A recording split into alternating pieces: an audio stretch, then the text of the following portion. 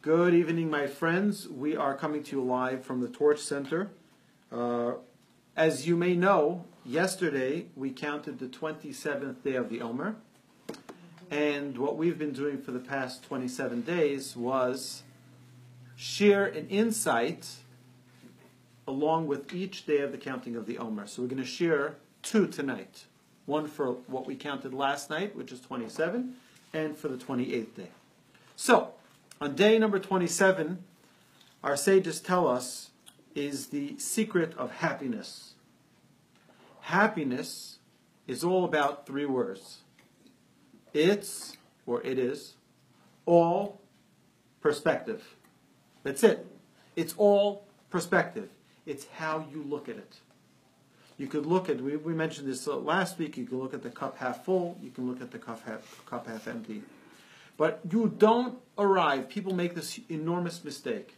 You don't arrive one day at happiness. It's not a destination. Happiness is an attitude. And happiness is attainable by every single human being. And happiness should be attained by every human being. It is critical for us to invest time in our happiness. So, happiness is energy and power for living. Right? It can give you an enormous energy. If you have happiness, you can accomplish so much more, so much quicker. It is an amazing power that we have.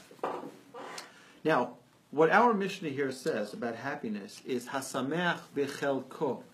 In order for a person to be happy, he has to be happy with his share. What does it mean to be happy with your share? You see, what makes a person sad is when they don't have like the Jones, or they don't have like the Friedmans, or they don't have like the Steins. They don't have. That's where the problems begin. But if a person only looks at how much they have, what's there to look at? There's no need to look at anybody else. There's no need to ask, why didn't I get like they have? Which is, by the way, a topic we're going to be discussing in the 48 ways in a different class, in the Muslim Monday class at 7:30 on Mondays at the Torch Center. We're going to talk about the topic of jealousy. And it is so important for a person to look at what we do have as opposed to what we don't have. Things go right when you look at how much you have. The fact that you wake up every morning and you're breathing and you're able to see and you're able to hear. Okay, let me ask you a question here. Any billionaires in the room? How about trillionaires? Any trillionaires in the room? Camden, what are you laughing? All right? So I'll explain to you why every single person in this room is a trillionaire. Let me tell you how. Okay? Every person in this room is a trillionaire. You want to know how? You're actually cutting me down, my man. Right. Quadrillionaire. Right? Please. Okay. So let me tell you how. Okay? Anybody here who's ready to have their hand cut off for $1 million? Right hand. Dave, you ready? No. You sure? $1 million. How about 10 million? Your right hand. No. Okay, I'm going to up the ante now. Okay, $100 million for your right hand and 3 fingers on your left hand. Sold. Yes? No. Yeah, you're good? Yeah? I'm not good. Not good, right? How about $100 billion, both legs?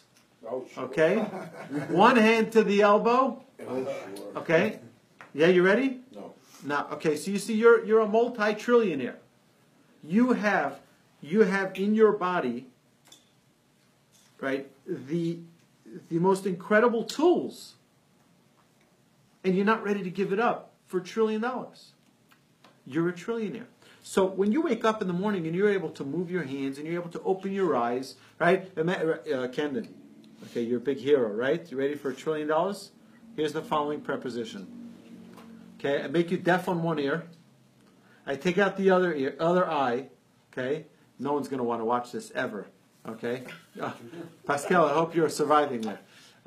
And one leg, but I take the toes off one by one. Okay. Of course you're not going to do it. What's the question? You're a trillionaire. You're a walking trillionaire. right?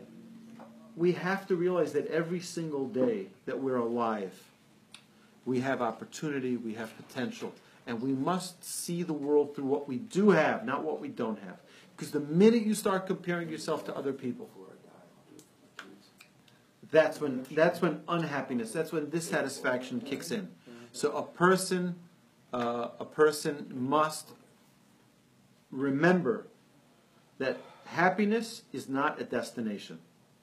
I hear this all the time from people. When I get that job, when I retire, when I this, when I that, oh, then I'm going to be happy. That's not the way it works. You're not going to be happy then. Happiness is not a destination. You don't arrive one day at the bus stop, you arrived at happiness. Right? That doesn't work. Happiness is within, and you need to be inspired with your happiness. With that, my friends, thank you very much for watching and listening. Quintillionaires, thank you very much, Pascal.